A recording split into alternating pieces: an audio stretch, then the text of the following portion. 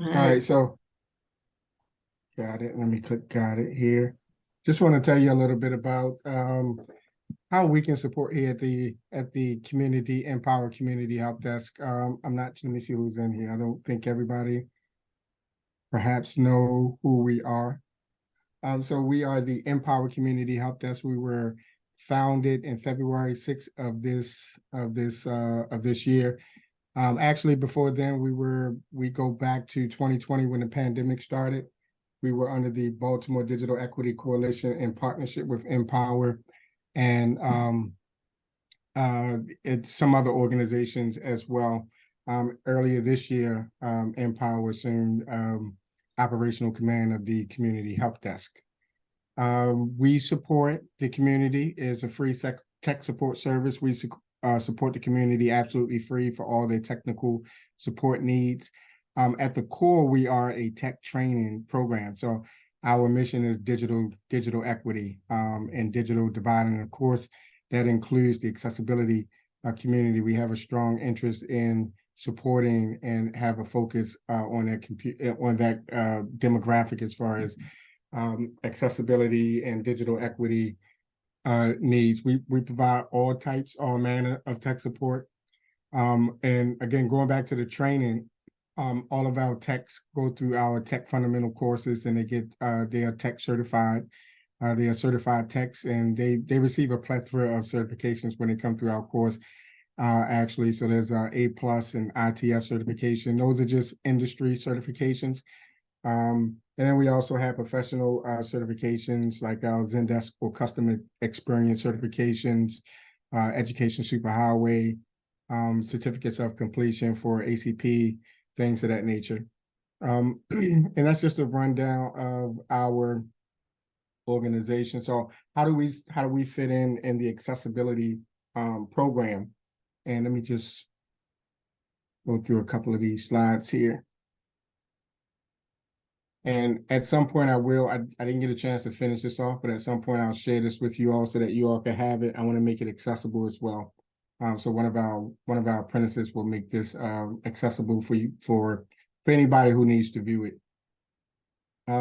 So we support community. We are community support. There are two types of support, especially when it comes to our accessibility. There's support for the community, and there's also support for small business and nonprofit organizations as well.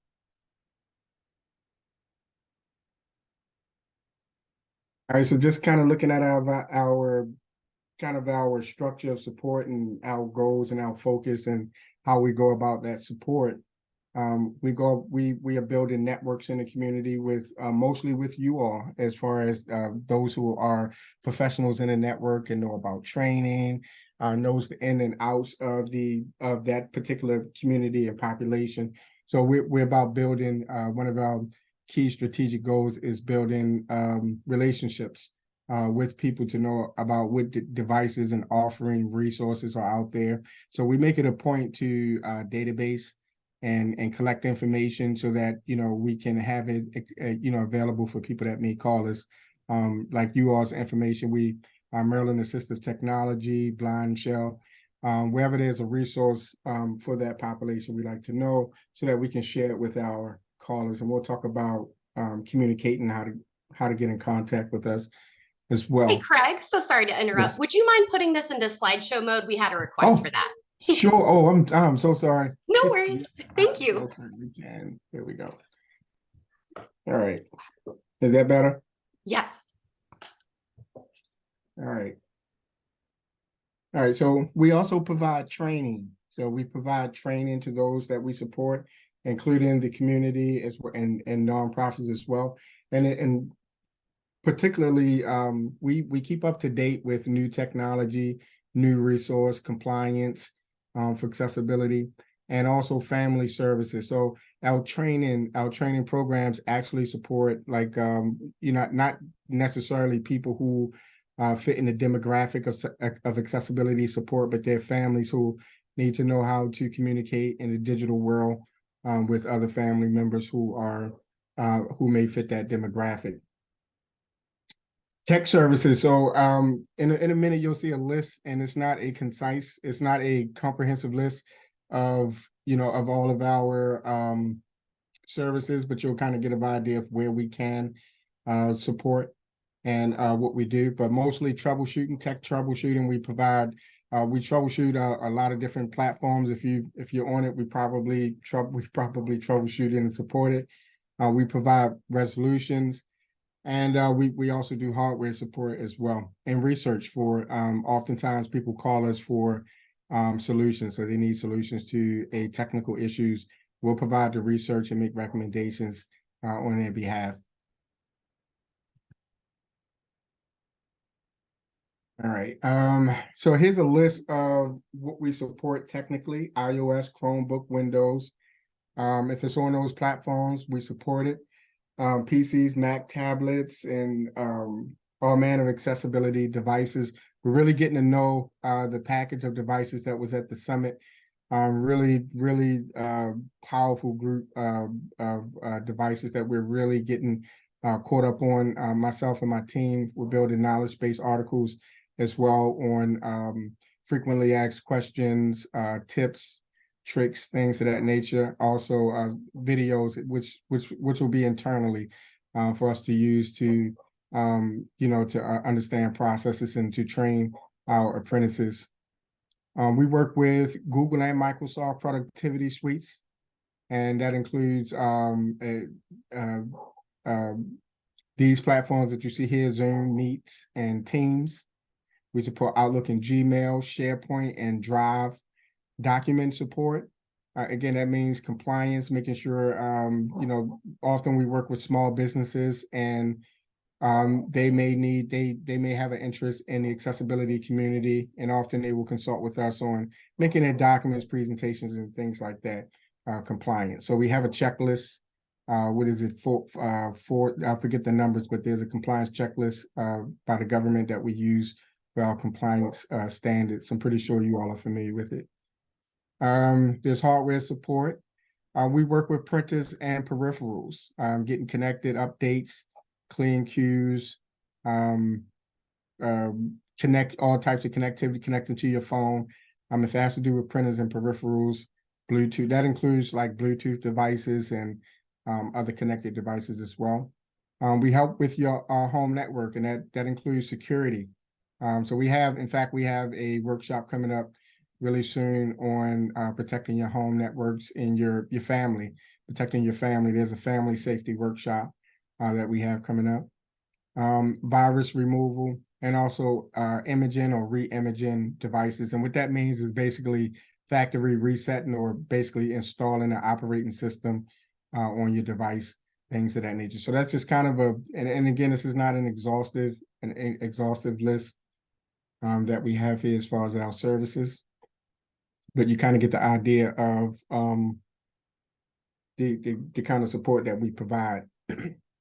So we have virtual workshops, and we also have in-person workshops that we do. You can learn for our virtual workshops. Of course, you all are familiar with virtual workshops we are on now. And how do you get caught up on our workshops? You can call us at the help desk, and I'll have those contact numbers for you as well.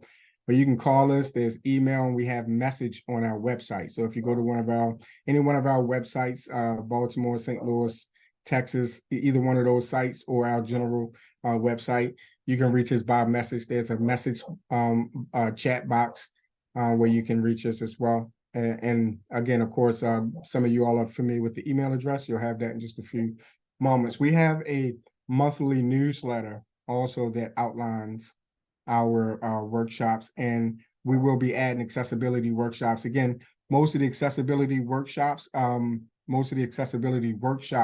will be geared towards, not necessarily geared toward those who are disabled, but for their family members who can benefit off of learning how to support their loved ones or friends, co-workers, or other members in the community. So we'll have those workshops, and in order to get up to date on that, you can request to be added to our monthly newsletter. So here's a list of contact items for us. You can screenshot. I'm also going to paste it in the chat as well. And these are our websites on the left, our email addresses in the middle, and our phone numbers on the right. Any questions? Any questions about anything?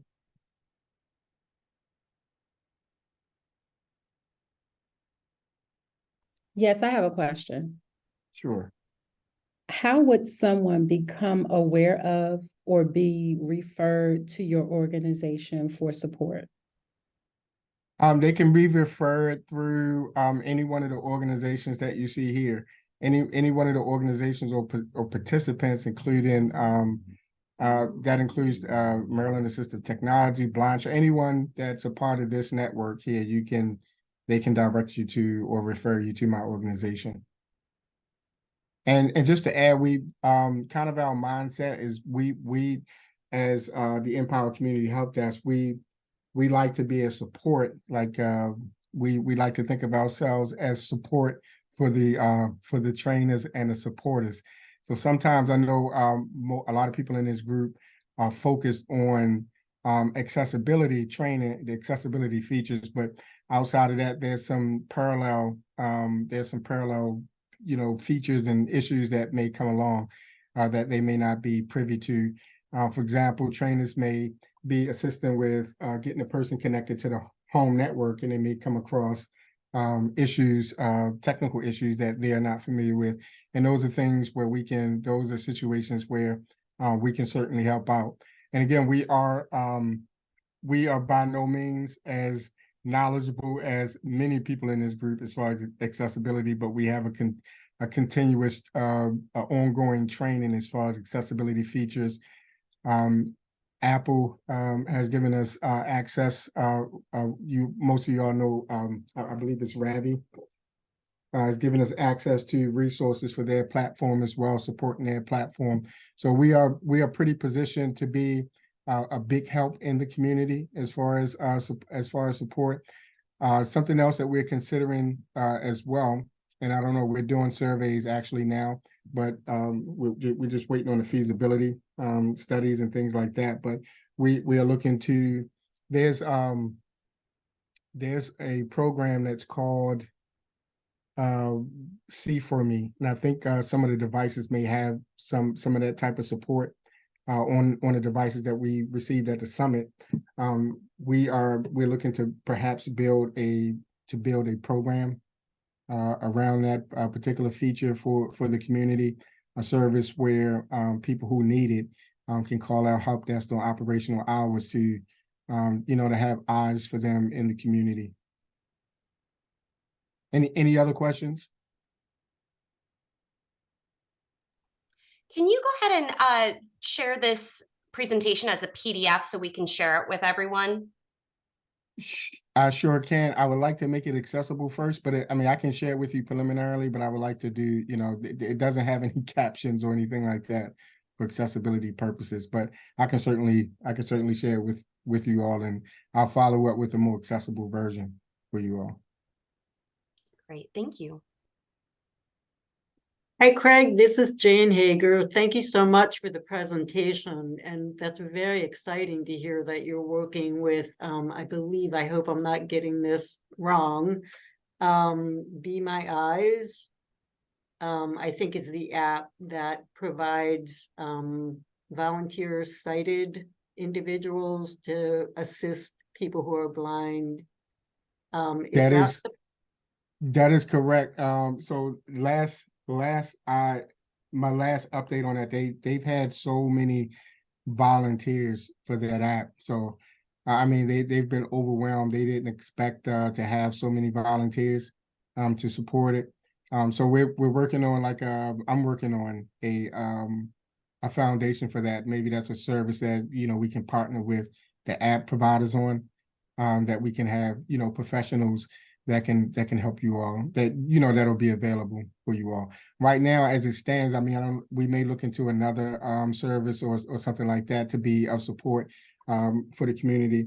But as of now, with the Be My Eyes app, they have a lot. They have too many volunteers, and they can't facilitate everyone at the moment, which is a good thing. That's really good that they have that amount of volunteers.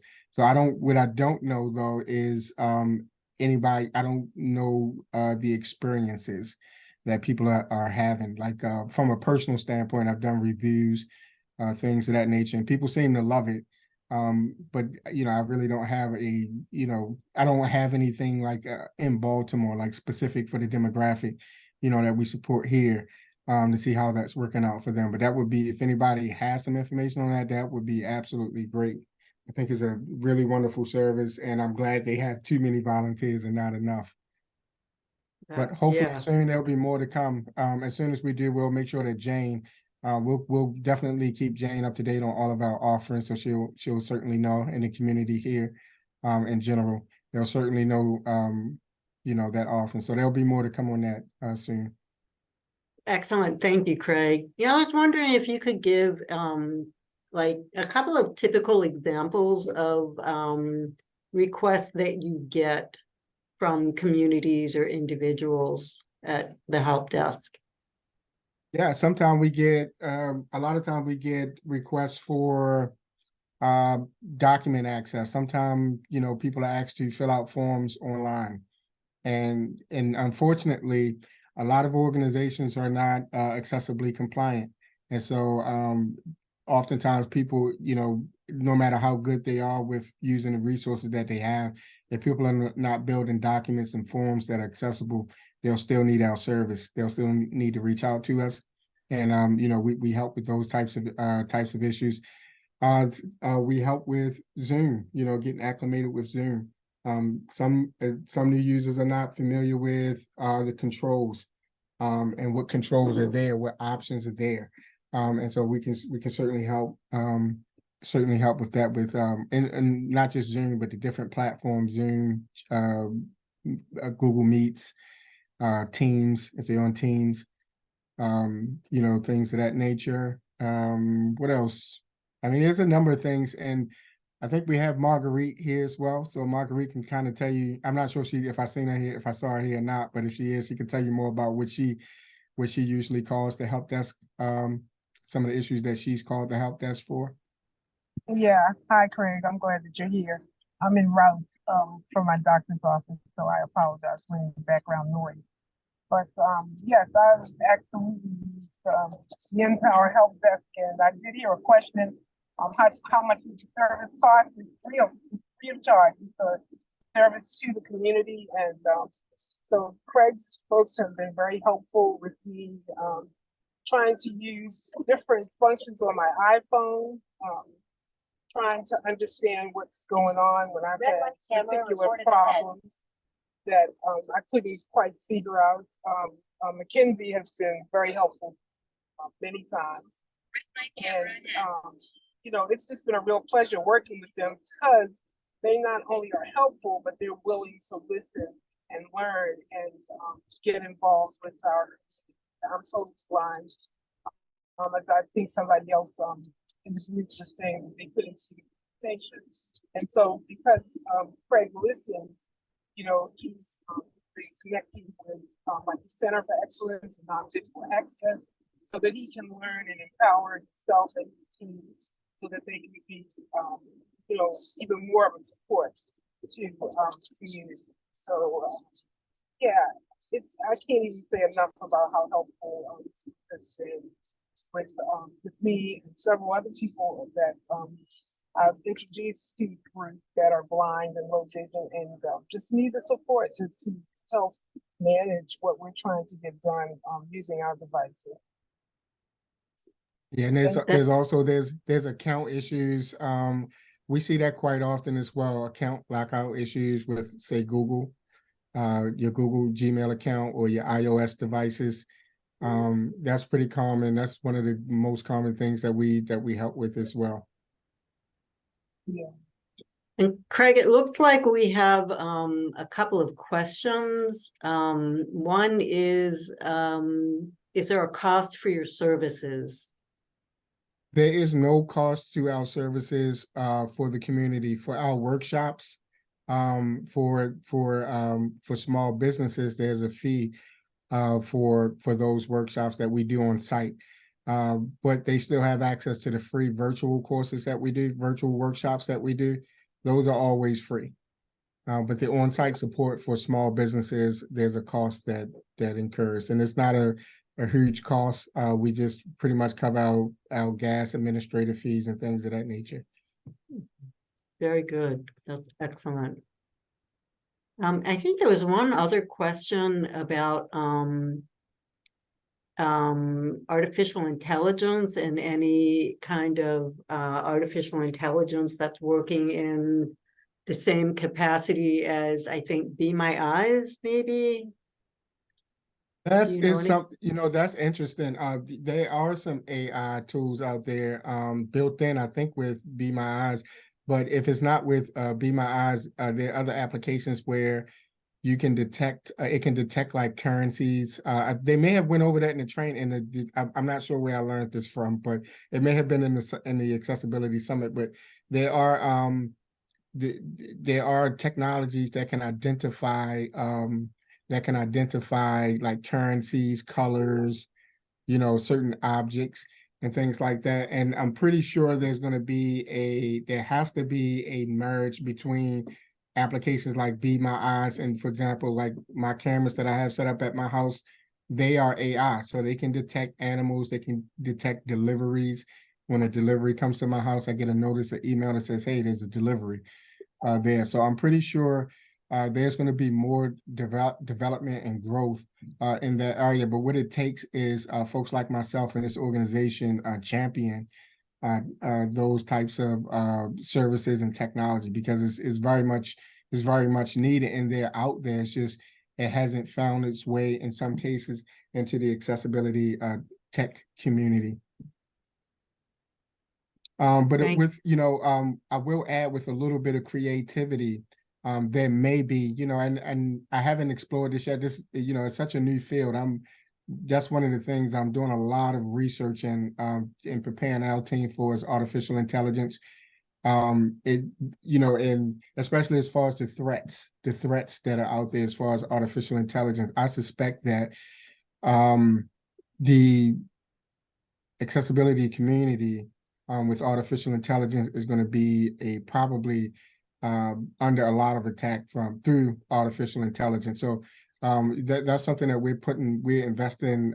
I am personally investing a lot of research and time into, to make sure that our community is prepared for not only the threats but the benefits as well. The benefits, there are huge benefits to the accessibility community when it comes to artificial intelligence and things like that. Things that may not have been so easy or achievable can now be achieved through artificial intelligence and similar types of services, especially with like document development, spreadsheets, even presentations, building websites, things that people in the community may not have ever thought that they could do now, with a little bit of training on understanding the terminology and how to interface with those applications. Just about anyone can create an app, a website, a spreadsheet, things of that nature. So I'll be looking forward to bringing more information and news and updates and resources to the community as they develop, as far as artificial intelligence is concerned. Excellent. Thank you, Craig. That's great. You're welcome.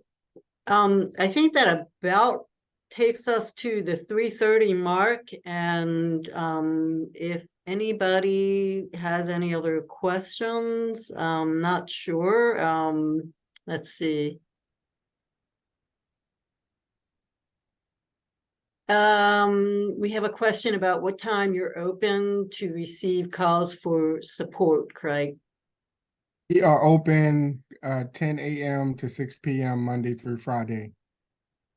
You can also anyone in this community, you all can reach. Only day I'm not accessible is on Saturday. But Sunday, if you have my email, I know a lot of people have reached out to me on Sunday. That's absolutely fine. If you have an emergency or something, you can reach me via email on Sunday. So it comes to my phone. You're a devoted And- man to your job. Thank you for that service, Craig. You're welcome. I'll put my email in the chat. Thank you. Okay. And that email address is craig, CRAIG .addison, ADDISON @ the letter N, followed by the word power.org. Thank you for that, Craig. Okay, I think that we will move on to our second presenter. And that is Tammy Watkins. Tammy works with Comcast in accessibility. And I'm gonna let Tammy give herself an introduction. And if we can bring her on, that would be excellent. Tammy, are you there? Hi, I'm here. Can everybody hear me? Yes, I hear you Okay. well. Hope everybody else can. Okay, I don't know if it's possible for me to share my screen, but I thought I'd start with a video that kind of lays out our accessibility services. But let me start by introducing myself. Tammy Watkins. I'm Director of Government and Regulatory Affairs here at Comcast. As many of you may or may not know, we do offer a very robust and accessible services, and one of the ways that we're trying to enhance our outreach is around disability services as well, and just learning how we can serve our customers the most and the best. I'll speak high level to some of our offerings. I'll take as many questions as I can, but one of the things that I'd like to do is I'd like to start with a short video. Is there a way that I can share my screen?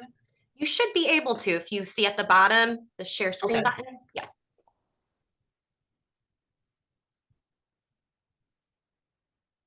Okay.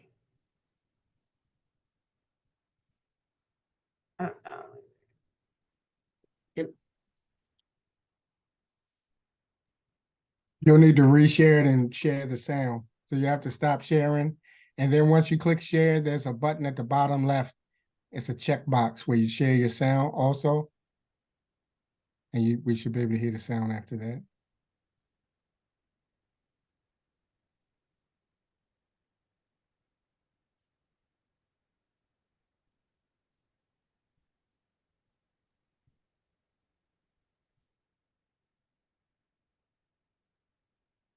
Tammy, we're not getting any sound. Since most of the audience is blind, they're not benefiting from any audio description. She may not be able to hear us with her sound on. Okay, there she go. There should be Yeah, I a can hear. share sound or optimize sound button. Up at the top, there should be 3 buttons. If you drop down,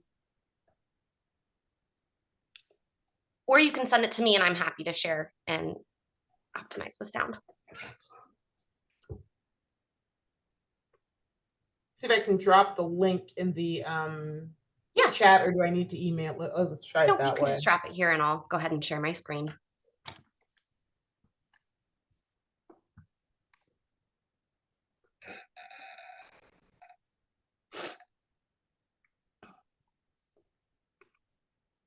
Thanks everyone for Let me know hanging if in that there works. with us. Yeah, I got it. Yeah, thank you very much. Of course, of course. Okay, hold on.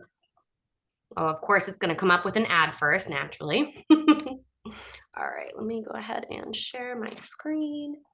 Share, and then we're going to. Alrighty. Let me know if you can't hear this. It has to. Right. Let me just.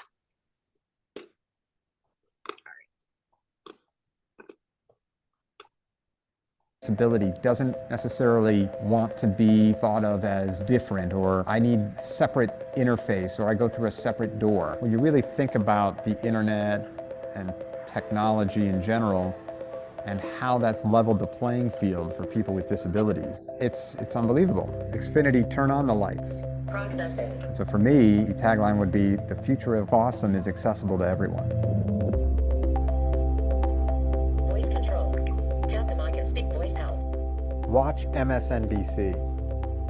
I was born blind, the youngest of 4 brothers. Now, I understand the frustration when technology is inaccessible, but it's also very thrilling when you can make it happen. But we want to figure out, how can we take accessibility and leverage that so that it drives innovation across the company? Innovation's a lot of things, but it's often finding something that's very hard to do, that's an impediment, and coming up with a very simple, easy way to work around it. But they'd like to have the same conveniences. They'd like to know how to pause. They'd like to know how to get back to a particular spot in a show. We've recently done some focus groups with individuals in the deaf community, individuals in the blind community, and with seniors to find out what types of requirements we could feed into moving forward. Most people don't think of blind people as watching television. However, to be excluded from that really makes it more difficult for blind people to participate fully in society, which is what, of course, we all want. Now playing NBC 10 News at 4 p.m. The ability to find content that's on demand and to play it or record it, even just the ability to scroll through a channel guide and to know what's on. Those things have, until very recently, been unavailable to us. We are developing the cable industry's first talking guide. When you navigate the menus of your set-top box, whatever is highlighted on screen gets announced in speech. This technology has given me, for the first time in my life, greater access to print and information than I've ever had. Start. Show me all movies about baseball. Processing. We view accessibility as a component of innovation. The commitment here is just unbelievable. People want to do this. We get excited about doing these products, and when you see people use them and you see their delight, it's heartwarming to see. Comcast is really at the forefront of accessibility in this area. It's the only company that I'm aware of testing and planning to provide this level of access. It's opening new doors and traveling into uncharted territory, making what used to be impossible possible. It's a blank canvas out there that we can paint on, and I'm looking forward to diving in.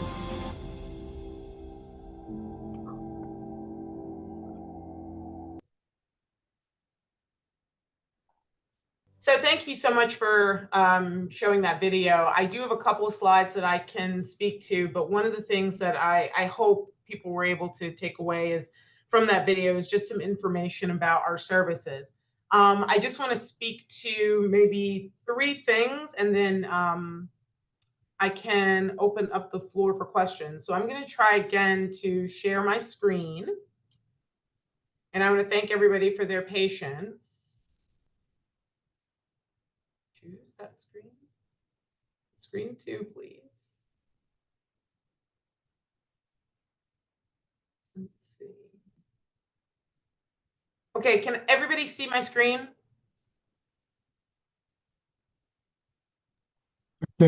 It's there. Yep. Yeah, there's no audio or video. So probably the most recent and exciting design that we have for folks, if you haven't seen it, is our large button voice remote. As part of our appreciation for inclusive design, just some of the features about our remote is just press and release voice control. I won't read the slide exactly, but again, it's big backlit buttons, haptic feedback, so that way you can actually hear when you're clicking the buttons. It's designed for people with disabilities, seniors. I know people who have young kids actually leverage this remote for young children. It also combines functionality and design, and we're really excited about being able to offer this to customers upon request. And it's also voice enabled. On to the next slide.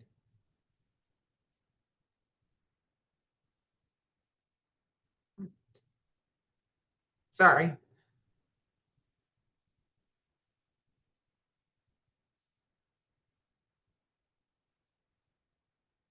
Did I stop sharing my screen, or can everybody still see it? You stopped sharing. Okay, thank you.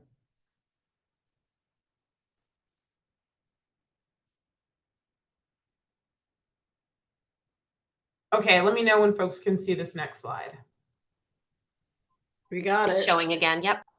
Okay, so another service that we offer to help our customers have a better experience with our technology is our voice guide. You heard some of that in the commercial that I showed earlier, the voice guidance, which is available on our X1, our Flex, and our Xfinity home touch screens. People can leverage it through their individual devices, and it just helps make it easier for people to access things on TV, to see the guide, and to better interact and have a better video and audio experience. We also have audio description. Some of it you saw on the commercial, which helps, narrate entertainment for blind audiences. You could also engage with that feature on your remote by saying show with description or description. So you can see that it really enables customers to, leverage technology in ways to enhance accessibility.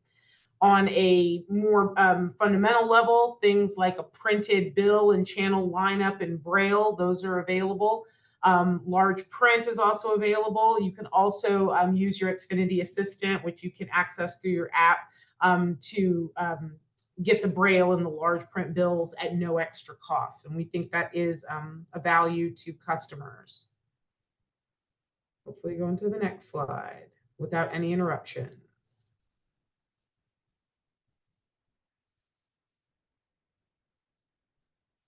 So we also have solutions for customers who are deaf or hard of hearing. You can customize text, color, and size combinations on your X1 and Flex. Devices that are Bluetooth compatible, so they can be used with any sort of independent technology that you're leveraging in your home. We also have hearing aid and RTT capable devices. And for our Xfinity mobile phones, they are hearing aid compatible. Also real-time text capable, so that makes it a little bit easier for customers to engage and talk and interact with the technology that they're using every day. So just at another high level, just wanted to go through. So there are other things that I know customers are taking advantage of, things like our closed captioning, enabling audio description. We offer voice guidance, as I mentioned earlier, the Braille and the large print bills and channel lineups. You can also order and pair the XRA large button voice remotes, which would be your own individual remote. Those can pair with our devices, as well as the large button Xfinity remote control. We also offer assistive technology, web remotes, eye tracking, pairing again with Bluetooth and hearing aids. Sip and Puff, for those of you that are familiar, we do offer that connectivity with some of our services. Hands-free software, things like Dragon and Naturally Speaking, and also Type to Talk, which we know is very popular with some of our customers. For those of you that have questions about anything that I've mentioned here today, I'm certainly happy to take questions back. You can either reach out to Jane, or I'll drop my email in the chat. I also have here just our customer service center hours, 8 a.m. to 10 p.m. Monday through Friday, the 855 number that you can call. You can also email us You can also email accessibility@comcast.com for any specific questions. We also offer an accessibility support service that you can reach out to if you have any questions. And as I said earlier, if there are questions about any services that maybe I haven't discussed or you would like more information about, I'm going to drop my email in the chat, and feel free to follow up with me after this meeting. And I'll stop there and I'll take questions.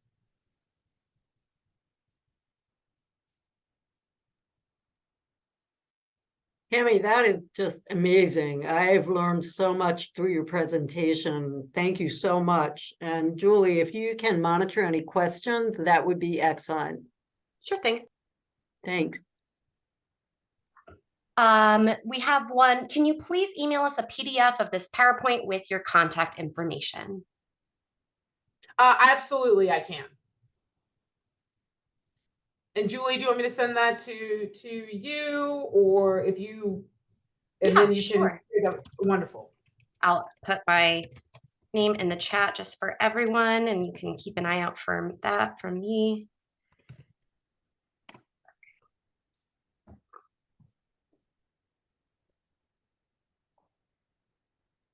Tammy, I have a question for you. Yes. If we are working with a person with a disability, especially for folks that maybe have mobility issues, how do we coordinate with you to get the appropriate kind of technology for them? Well, Jane, if they're working with your organization, you are welcome to leverage me as a contact to help shepherd those issues through our system, and like I can help you find the right contact. One of the things I would recommend, I did drop some numbers and texts and contacts in the chat, not in the chat, but in my presentation. So certainly I want customers to feel empowered to call the 855 number or to leverage the email. But I will say, Jane, if these are people that have reached out to your organization and you would like to refer them to me, I'm more than happy to be a resource to help resolve those issues. Thank you. And for anybody else on the call, your organization or your company, same thing. Please keep my email and feel free to reach out to me directly if you're dealing with customers who have specific issues. Hi, Tammy. This is Maryland Ward. I'm with Doors. I'm a rehab teacher. I have a question about, I love the phone that has just it has the voice, I mean, the remote control that has the voice control. Do you have a simpler remote that just has like volume control, channel control, and the voice, and that's it? We've actually gotten that request before. So the short answer to your question is no, but that's not to say that we don't endeavor to try and find our own solutions. One of the things that we do is we have equipment that's compatible, and there are plenty of those simpler remotes that are available that can be paired with our devices. And so, you know, that's one of the ways that we try and build in that accessibility and that equity. But, you know, do we have a phone, or excuse me, do we have a device ourselves? Unfortunately, we don't, but we are compatible with other devices. Thank you. You guys are just amazing. I mean, I work with seniors daily, and the voice control, and you show them how to do it, and they're like, what? Yeah, like, yeah. They've had the remote and they never knew that little button was on there to do like Hallmark Channel, and they're like, what? I can do that? Like, and it just, your accessibility, I just kept saying to myself, somebody in Comcast has low vision, or somebody in Comcast knows. It's just amazing to see all that you've been doing. So congratulations on everything. It's really amazing. Yeah, in the video, thank you so much. I appreciate that, and I'll make sure I share that with our team. If you're watching the video, Tom Woldowski, he was the gentleman who was in the first half of the video. He actually works with Comcast, and he is low vision. So yeah, I'm sorry. Go ahead. I just had a suggestion too. A lot of times when I go to someone's house and they have the remote, it's easy to make it tactile. So one thing I would just suggest is to have a more tactile remote, because the I don't know how to describe it, but the gumminess kind of button that are used on most remotes, you can't really adhere things to. So even if you have, you know, a really pronounced dot or thing that's easy to find for seniors, can be really helpful. Sometimes I just put a piece of tape on the top left corner so they know which way is up, because they get their remote turned upside down. So thinking of tactile is really a big help for people at home. Yeah, thank you very much. That I think that's a really good call out. With our new remote, I can speak to the buttons, and I know the buttons do offer the haptics and the sensation. I know that the numbers are elevated. But you did mention like the shape, like knowing what's up and what's down, and that's something that I will take back and look at to ask if we've considered that. So thank you.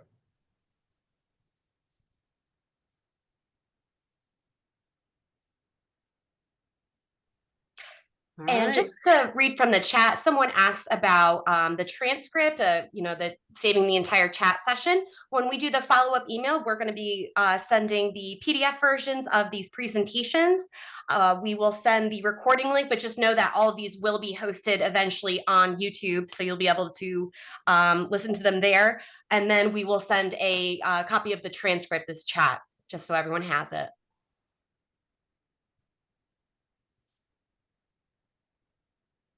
Thank you, Julie. Tammy, that's just excellent news. One other question that I have for accessibility is captioning. Is there a captioning button on the remote so that you can just press the CC button and pull up captioning?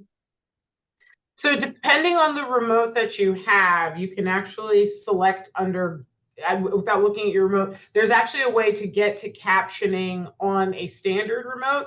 On the accessibility remote, there's actually a designation on the remote that identifies it for captioning. So with one remote, you kind of have to select the guide and go through a process, go through a menu to get to the captioning. But on the accessibility remote, there is a button for it. Okay, and I guess the same is true. I'm not familiar with if there's a button for audio description, or if that's the same process, you have to go into a setting to open it up. With the accessibility remote, I believe you can voice, and I'll confirm this for you, Jane. I believe with the accessibility remote, you can use your voice to ask it for the accessibility audio features without having to navigate through the remote. That's great. Good. Right. Anybody else have any other questions? I do. I have a question. But I'll also add to that, as far as the sound, as far as the sounds for the closed caption. Some of those, I know we're using Comcast, but sometimes there are other applications. Sometimes those settings, unfortunately, are controlled by the third-party applications, things of that nature, from my experience. So especially if you're using like another application to get your, if you're using another application to access your Comcast account, that control, unfortunately, like for example, I use my TV and I have Xfinity app, but to control that particular setting, it's not going to be accessible through the Comcast remote, unfortunately. There may be a separate one, I'm not sure, but I know the main one is not controlled through the Comcast remote. But I have a question. My question is, do you know if there are digital or application versions of your remote that are that has accessible features? Or is there any plan for that? And if not, I just think that would be an awesome idea, especially with the platform of hardware devices that are just in this circle alone. You know, the blind shell and the other devices that are there. Maybe a software version of it that's compatible with those devices. I think that would be an awesome idea. Craig, thank you so much for that. I don't know the best answer to your question, but I would like the opportunity to look for an answer for you. Is there a way I can connect with you offline? You sure can. Okay. You sure can. I think I see your email in the chat. Yes. All right. Thank you. Yeah, no, please let me look into that for you. Okay. Thank you. Yes, I also had a question regarding your policy about having a router from Comcast. Now, in order to have a lot of these accessibility features to the remote, can that be done with our own router brought from maybe Amazon, or do we need an X1 router? So everything's set up to work through our X1 router. If you wanted to leverage a router of your own, I certainly would research devices to learn if they are, if you're buying something from Amazon, usually those devices will tell you if they're compatible with a particular internet service provider. And if you have any questions before you buy something, you can contact us and we can let you know if there are other devices that will work with our service without you having to purchase our equipment. And another question, oh, I'm sorry. No, go ahead. Yeah, regarding your app, there's a few phones that I'm not sure if your Comcast app for watching internet or listening to internet content, is there a version for Android? And is it possible maybe you can connect with a couple of the people who make accessible phones, the Blind Shell, the Smart Vision, that app can be installed on those phones? So let me know if you're having a specific problem, but the Comcast Xfinity app itself, whether it's just going online to pay your bills or accessing your account, you can use that on an Apple or an Android platform. Is that what you're referring to, or did I misunderstand the question? Well, yes, but some of these some of the accessible phones, they need to actually install app on the phone for other people to use. It's not freely downloadable. So I was curious, are y'all in contact with people who specialize in phones for the vision impaired community to install that app on it? That's a good question. Let me take that back to see if I can learn the answer for you. Okay. Yes, hi. That was a great presentation. I just have a question. What is a web remote? I'm sorry, my computer buzzed. You'd asked what was a web remote, is that correct? Yes. There are some devices, and I may be talking out of turn, but one of the things that people will use a tablet or another device that's not an actual remote, but they leverage a tablet or another device to work like a remote. And that same device is also connected to other services in their house. So if you're thinking like an Amazon device where you just speak into it and say, control the lights, turn on the stove, draw the blinds. So those integrated devices, which can also be used like a web, like an internet for your home, the Internet of Things. It's those types of devices, those sort of all-in-ones. Okay, thank you. Thank you for asking that question too. For those who can access it, I put a link to the Xfinity mobile app in the chat. Thank you.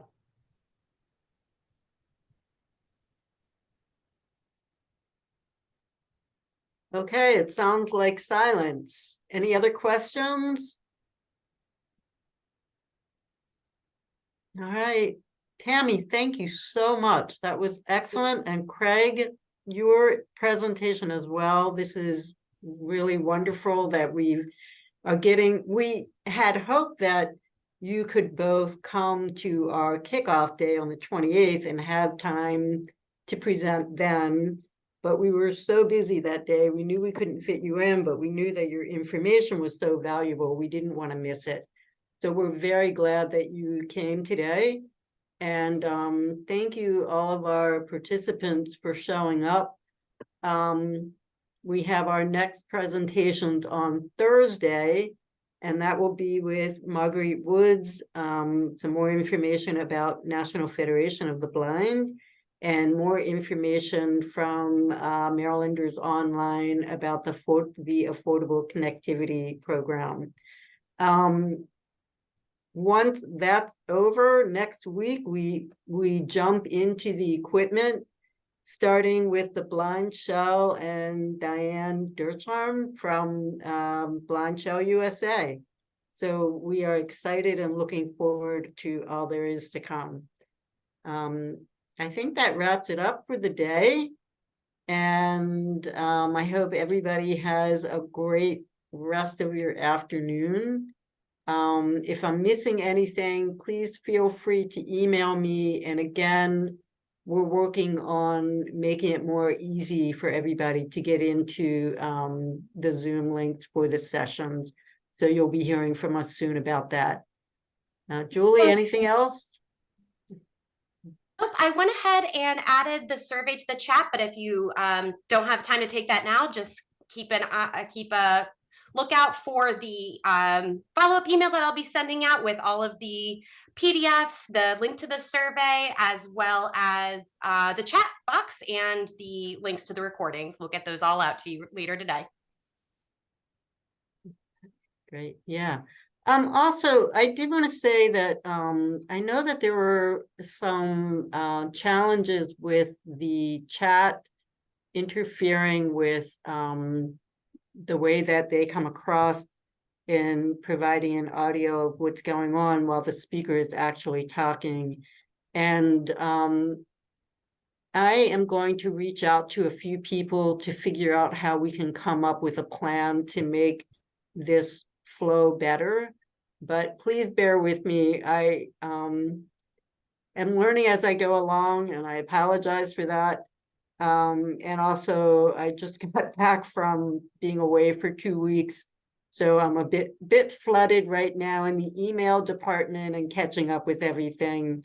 But we are working on it, so please be patient with us, and we'll learn and improve and do something really good. So thank you all so much. I think that's it for the Thank day. you, Jane. So yeah. All right. Okay. Take care. Jane, when you stop the recording, could you hang